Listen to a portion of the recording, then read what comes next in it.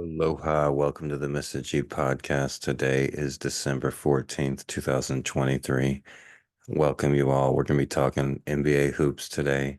It is early. It's 5:30, 5:51 a.m. It's a warm it's a cold 70 degrees here in Hawaii. It's freezing when it's 70 degrees in Hawaii. And it's windy. There's a gale wind advisory across the islands here. I'm coming to you from downtown Honolulu, Chinatown, Palama area. Welcome. We're going to be talking about NBA hoops and a few other things later this week. We're going to be talking about some things about outer space. Yesterday's podcast, we went over the Orion constellation and, in particular, the star Betelgeuse. Also, going to go into a topic that I like to call the placebo effect. That's what I like to call it, the placebo effect. And I remember during the first season of the Mr.G podcast, if you're wondering what you're listening to the Mr.G podcast. It's available wherever you get your podcasts, Amazon Podcasts, Apple Podcasts, Spotify Podcasts, and full episodes of the Mr.G podcast are uploaded in their entirety to Twitter and YouTube as well.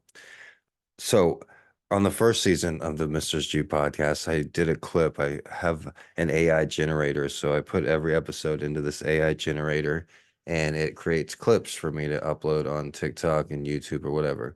And I had a clip from one episode during season one of me talking about how a monk was able to move a like 2,000 pound bell with just the power of his mind, just by going up to the bell, not touching the bell, but just coming up to the bell. And there was a lot of comments that said, "Oh, that's not possible. That's uh, you know, um, that's bullshit."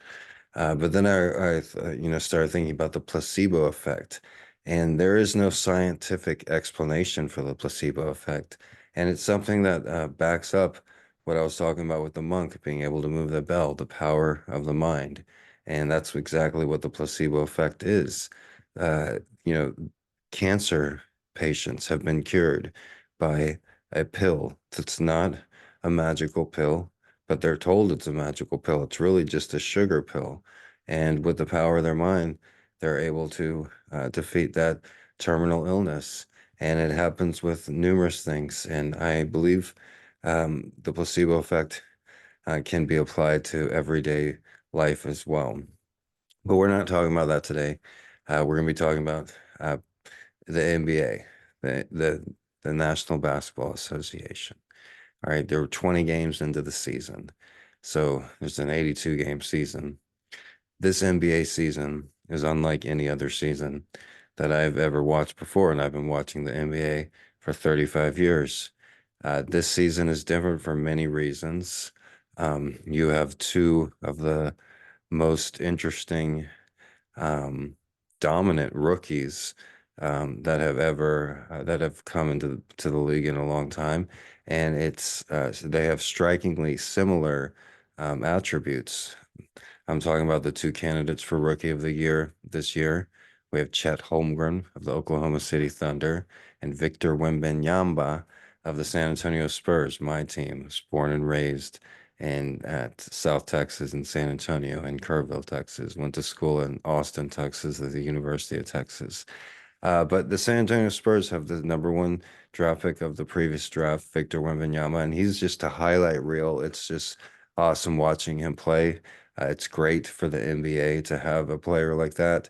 He dribbles between his legs. He does crossovers. He pulls ups and does fadeaway three-pointers.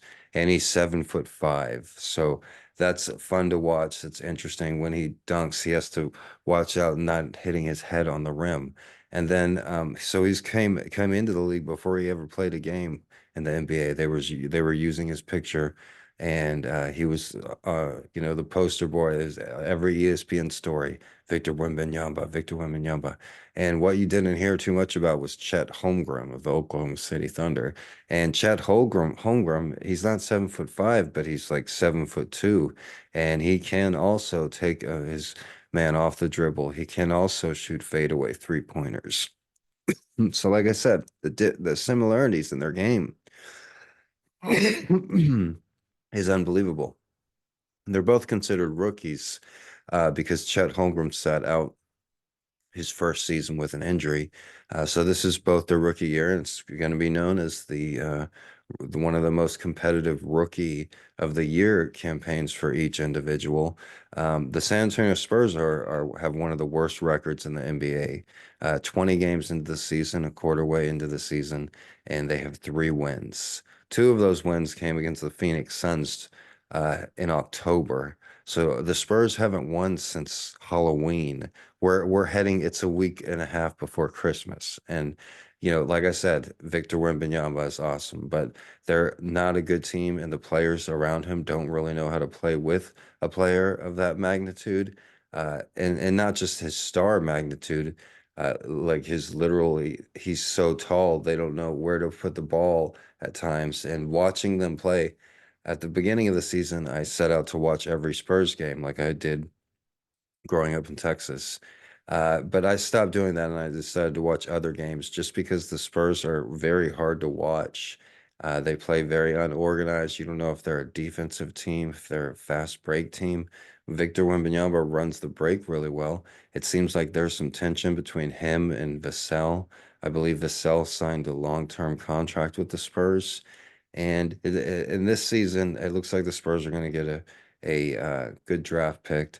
They need a point guard. They've been using Jeremy Sohan as their point guard as an experiment that hasn't been working well. Jeremy Sohan's a great player. He's a great defensive player. He went to Baylor University. He's a very interesting player. He shoots free throws with one hand. That's one thing I like watching the Spurs, is Jeremy Sohan. So I hope they keep Jeremy Sohan and Victor Wembanyama as the future. But Chet Holmgren is actually leading the way for Rookie of the Year. They both have similar numbers. Victor Wembanyama is leading the league in blocks right now, or he's tied, I believe, with about 3 blocks per game.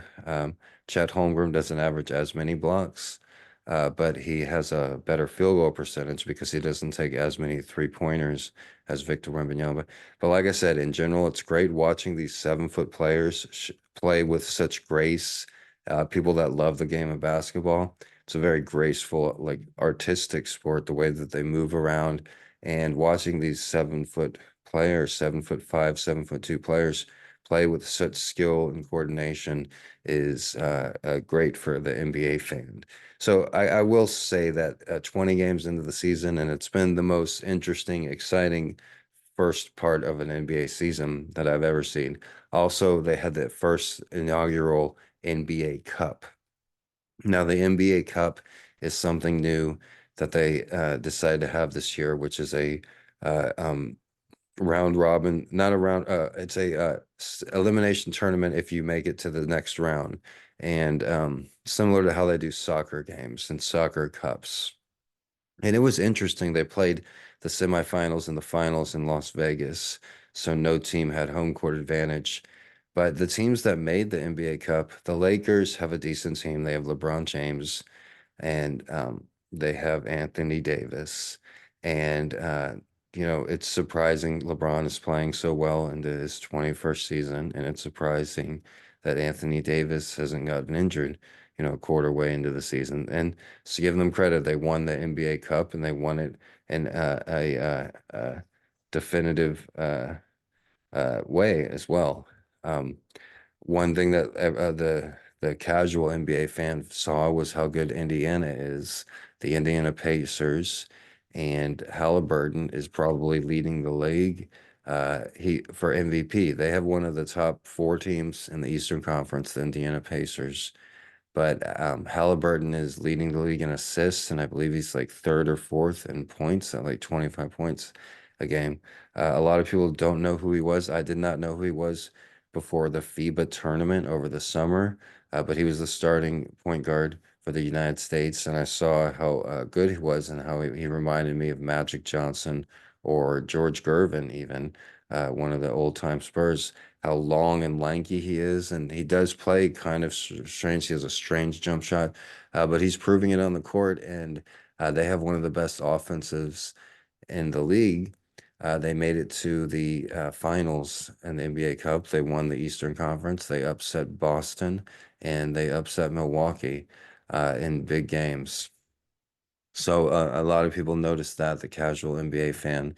The Lakers played the conference. I don't know if you call it the finals, the Western Finals for the NBA Cup against the New Orleans Pelicans, which totally didn't show up for that game. And it was a nationally televised game. It was in Las Vegas. And just the body language before the tip even started, LeBron James and Anthony Davis were like dancing. They're like, yeah, like I was watching their body language, and the Pelicans were just like flat. And people like look at that game, they're like, oh, it's because Williamson was out of shape. And you look at it, and he was out of shape, and he had some wide open three-pointers, and LeBron James was guarding him, and LeBron James is 39 years old, and Zion Williamson is 23, 24 years old, 25 maybe. And it was a very the one of the strangest games I've ever seen. The Lakers won by 40 points. The New Orleans Pelicans had a really good starting five, but they just didn't come to play. And there was something sketchy about it too, because before even the opening tip, you could see that the game was over before it even started. And yeah, Zion Williamson looked out of shape. That's supposed to be the future of the NBA, but I guess he's just not really into it. And right now they have the 10th best record in the Western Conference, the tough Western Conference. So for them to have made it that far, I guess that was good enough for them. There are much better teams in the West, and better teams in the East than Indiana as well. But in the final, and better teams than the Lakers in the West. But in the finals in the NBA Cup, we had the Lakers versus the Pacers. Very strange. I don't know. Maybe the NBA is rigged, but that was a very strange NBA Cup. I'm looking forward to next year's NBA Cup. I think the better teams, the upper echelon teams in both conferences are going to come to play and take it more seriously than they did this year. And with that being said, what are the top teams in the West and what are the top teams in the East? In my opinion, the top teams in the West, in no particular order, but you got to put Denver right up there at the top. The NBA champions. Nikola Jokic is one of the best players in the NBA. I think he's leading the league in rebounds and in the top five in points, field goal percentage, blocks, three-pointers made. So you got to put Denver at the top. Dallas is also one of the tops. Luka Doncic is playing as at an MVP level. He's got to be one of the top three candidates for MVP. Oklahoma City Thunder. I mentioned them earlier with Chet Holmgren. If Chet Holmgren wins Rookie of the Year, it's going to be because he's on one of the top teams in Oklahoma City. He's playing well as his MVP candidate teammate SGA, Shea Gilgeous Alexander. And he's a very interesting player. He's like a fashion model, and he's kind of quiet. He doesn't isn't very the loudest guy in the room.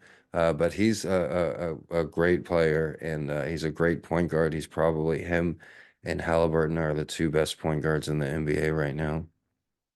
So right there in the top three, I got Oklahoma City, um, Denver, Dallas. The West is packed with all really good teams. I don't want to say the Lakers yet, but you got to just say no particular order from there. Lakers, Clippers. I know I'm leaving somebody out. Oh, of course, Minnesota is leading the Western Conference right now. They're above everybody, so you got to put them as the top four. So top four in the West: Minnesota, Denver, Dallas. Those are a good top three: Minnesota, Denver, Dallas. Four, I'll go with Oklahoma City. Five, that's where it gets a little shady. Those could go anywhere. Five, Lakers, you gotta think are gonna make it. Six, Clippers, you gotta think are gonna make it. They have 3 stars. They have 4 stars. They have 4 former MVP candidates. and a Finals MVP in Kawhi Leonard. They have Russell Westbrook. They have James Harden. They have Paul George. There's no reason why the Clippers should not make the playoffs at least. So you got to give them that. Who else do we have in the West? Um, Portland is a lottery team. San Antonio is a lottery team. Houston started off the season really well. I guess I would put them as a possible play-in. Phoenix has three great players. Phoenix is definitely going to be in the playoffs, a top eight team. Somebody's going to get left out. Then you have Golden State as well. The Golden State Warriors, they just lost Draymond Green for an indefinite amount of time. A lot of people are the Golden State Warriors are the most polarizing team in the NBA. You either love them or you hate them, and I'm pretty much on the latter side. Um, Even though they're polarizing, I'm pretty much on the latter side. That's a pretty strong word to say you hate the Warriors, but I'm not a fan of Draymond Green. I was a fan of Rasheed Wallace when he played, but Rasheed Wallace wasn't like a dirty player. Like I've seen Draymond Green just like he acts like his excuse is like, oh, I'm just that defensive player that just flings his arms and legs around, and I just happen to kick guys in the balls and punch them in the face. You know, uh, like Rasheed Wallace was led the league in technicals. He has the NBA record for most technicals in a season. He played on the Detroit Pistons and on the Trailblazers in the 90s and early 2000s. And Rasheed Wallace is one of the favorite players of NBA history. He coined the phrase "ball don't lie." So what "ball don't lie" means is like if the ref called a foul on me and I'm playing defense on somebody and the ref calls a foul on me and I'm like, hey, I don't agree with that call. And the guy goes to the free throw line and he shoots the free throw and then he misses the free throw. That's when I would say, hey, ball don't lie, ball don't lie. And Rasheed Wallace came up with that because he would always get like technical foul calls and this and that. And when that would happen, he would say, ball don't lie. But Rasheed Wallace is a complete different player than the current Draymond Green. So having their names in the same conversation, they're both controversial players. But Draymond Green is controversial because of his antics on the court and putting other players in jeopardy and with their safety. I can think of just the major instances of his career. That was when he kicked the New Zealand player on Oklahoma City Thunder and the Balls. What's his name? I forget that guy's name. But I had a kind of a rough morning feeding the cats. I won't go into detail, but I had a 4.5 mornings, 5 years now of feeding the cats every day. It was just nothing like today. But so maybe I should have poured the coffee. But some more of Draymond's career though. Draymond Green, not the uh, not the best past uh, history of sportsmanship in the NBA, and that goes back to kicking players in the balls on accident, supposedly, um, punching players in the face on purpose and on accident. There was an incident in the 2015 NBA Finals when he accidentally punched LeBron James in the balls. Um, and it's been occurring over and over. He just a couple weeks ago he had a 5-game suspension when the Warriors were playing the Timberwolves and he got Rudy Gobert in a headlock. Um, and so there's a lot of people. I've seen some highlight reels. People take all the highlights of all the different Draymond Green instances and he's about 33, 34 years old. Has always been on the Warriors. I can't picture him on any other team, but do you think he would be as successful on any other team? Because he has always played with great players around him, with Steph Curry and Klay Thompson, and they've had a great coach in Steve Kerr. So I really don't think Draymond Green would have been as successful if he had been drafted into any other team. It seems like he fits that offense and he's the bad guy. He's the does the dirty work. But in also doing that, he's always tried to been like the alpha. And it seems like a lot of times in press conferences and on the court, he just has to be the center of attention, and he has to take the limelight from Steph Curry or Klay Thompson. And so even in that, that must put Steph Curry at a strange position, especially when Kevin Durant comes there, and that whole incident with Draymond Green just making Kevin Durant just not feel welcome, and telling him like just out in public, calling him out, and being an expert at nonverbal communication. I see a lot of these things where you can't like hear what they're saying, but you see the body language, and you see 90% of communication is nonverbal, and you see the gestures, and how Draymond just has to be the number one dog. And so a lot of his teammates probably don't say it, but he's probably not the best teammate to have, and a lot of them would probably want to see him on another team. And the other team wouldn't necessarily welcome him with open arms as well. That's why he's always played in Golden State. Because if he has to be the alpha, if he's got traded to another team, if Draymond gets traded to the Dallas Mavericks, you think Luka Doncic is really going to want him like going there and just trying to like do what he did to Steph Curry or what he did to Kevin Durant? Probably not. So, hey, if he doesn't, if Draymond doesn't make it on the Golden State Warriors, he'll be on another team, and he'll probably come off the bench, and there won't ever be another All-Star appearance. And within the next couple years, he'll be playing on the Shanghai Sharks. But yeah, it's been an interesting NBA season. I told him top teams in the West. That's the hard one. Top team in the East is a little bit easier. You got Milwaukee Bucks. Um, Giannis, the Greek freak, he had 64 points last night. I saw in some highlights. Then they have Damian Lillard, and they have a few other good players. They have a third All-Star. I forgot his name.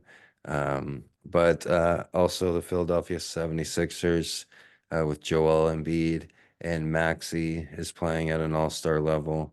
It seems like they just want to be in it, and also the Boston Celtics. Those are definitely the top three teams in the Eastern Conference. I'd say Boston makes it to the NBA Finals with the addition of Kristaps Porzingis. They gave away for a lot for him. They gave away Smart and a few other players, but Kristaps Porzingis is playing well in their system, and they also have two All-Stars with Jason Tatum and Brown as well. So. I'd say you got to put the Celtics in the NBA Finals again. The West, it could be whoever plays best in the playoffs. I could see Dallas making it. I could see um, the Lakers possibly making it. I could see Denver being the favorite to make it. So yeah, those are my takes on the NBA season so far. And I hope you guys enjoyed this podcast. Actually, I don't care. I do it every day for me, and just like I feed the cats as well. But thank you guys for listening. And Mr. G podcast available wherever you get your podcast.